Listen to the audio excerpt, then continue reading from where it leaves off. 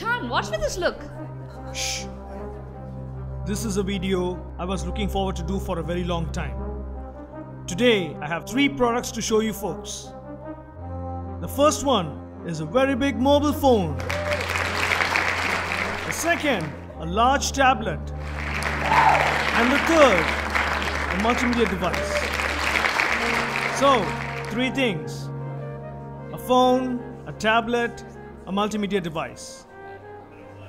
A phone, a tablet. Are you getting it? No.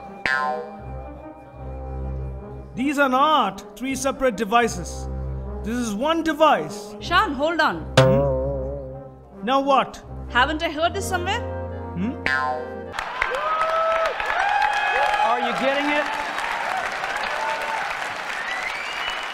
These are not 3 separate devices. This is one device. And we are calling it Tpad! Haha, yes guys, not the iPad but Tpad, a budget tablet which offers some pretty interesting things for just $110. Here is the pack. Grab this from banggood.com. Quite a big box. The original packaging has been replaced with a thermocol pack by Banggood to ensure it reaches safely without any damage to the tab. You know how international shipping is. Good thought. Thank you, Banggood. Alright, let's cut this open. And voila! Here we have the Tpad 98 safe. It's from a Chinese brand called Teclast. This is the new version. It does have an old version with the same name, so let's not confuse this with that. This is the new variant of the Tpad 98. Let me keep it aside and get to it in a bit. Then we get a manual which is both in Chinese and English. Good. Then a 5V 2A charger adapter, a micro USB cable, and finally we have a basic travel adapter. That's about it. Here is the Tpad 98. At first look, sure looks good. This is a 4G 10.1-inch Android tablet, meaning you can insert your SIM card to make calls, use 4G data. As said, this is a phone, a tablet and a multimedia device. Sounds a bit crazy, but yes, the phone feature is there if you need it. A quick look at the technical specifications before we go 360. Alright, starting off with design and build. As said, this is the new variant of the Tpad 98 and not the old one. This one has quite a bit of design updates and some issues sorted over the previous one. The build is overall very good. Though not premium looking, the build and design is good given the price. Slim and solid. We get a metal back with some plastic here and there. The white and silver combination is good. Sure feels a bit heavy at 497 grams, but nothing that I have to crib about. Front is dominated with the 10.1-inch display, and on the top we have a 2-megapixel camera for video calls and for show photos. Bottom stereo speakers on both sides and a microphone in the middle. Right side we get the 3.5mm audio slot, volume rocker and power button. Buttons are okay, but this noise is something that I don't like. Then we have a reset slot in case something goes wrong. Left, nothing. Top, the micro USB charging port. Back we have a 5-megapixel camera.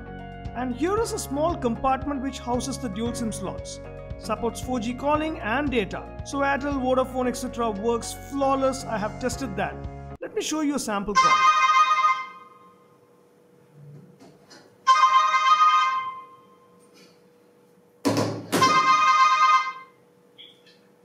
Hey, hi. Hey, John. What's up?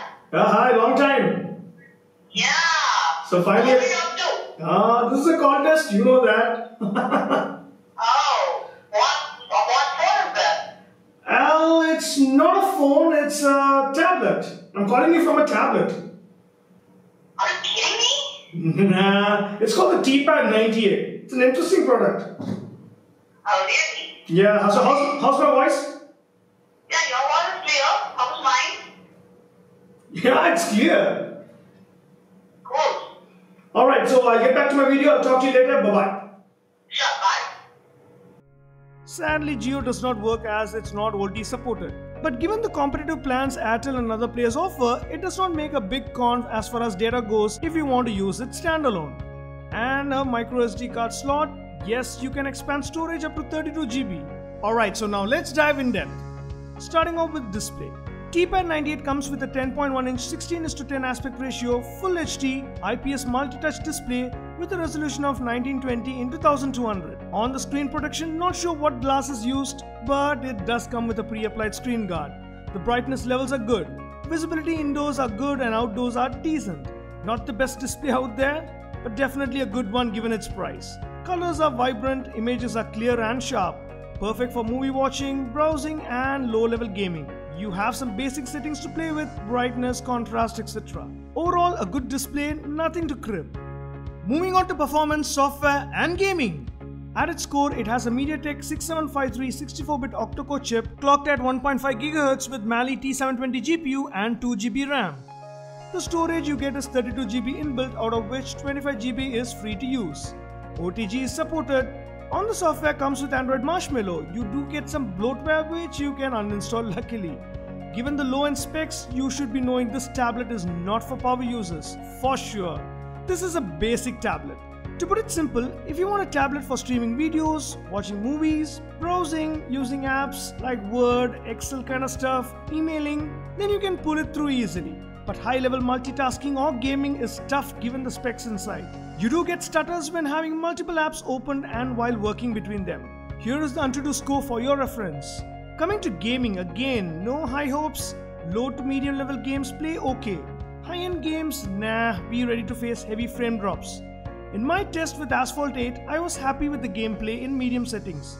Was playable. Low-end games like Temple Run, Spider-Man etc. was at ease. But as we move to high-end titles like Nova 3 etc., nope, you get a lot of frame drops making it not very playable. The GPU is weak to handle high-end titles. Also, if you push it hard, battery drain is more. So if you are an occasional casual gamer of low to medium level games to kill your boredom, you can game on. Hardcore gamers, nah, stay away from this tablet, not for you. Now coming to battery, 4900 mAh non-removable battery is what you get. Charging 0 to 100% using adapter and cable in the box takes approximately 2 hours and 45 minutes.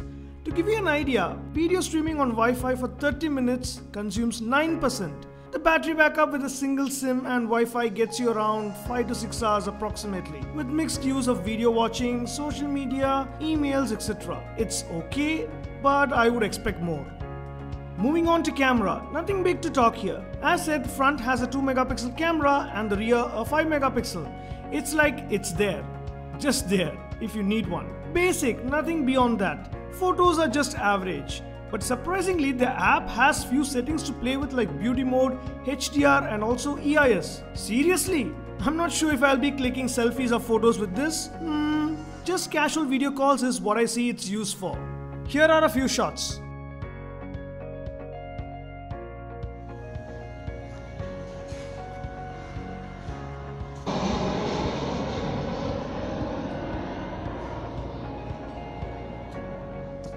And finally, some generic stuff. The Tpad 98 has basic sensors like accelerometer, orientation and magnetic. Supports GPS as well, but no compass or gyro. One thing I noted is the Wi-Fi range was kinda less. The more walls between you and the router is gonna get you weak signals. This could have been better. On the other hand, an interesting thing is it has inbuilt FM radio, so radio lovers, you will enjoy it. Plug in a headset and you can use it. On the external speakers, it's loud enough.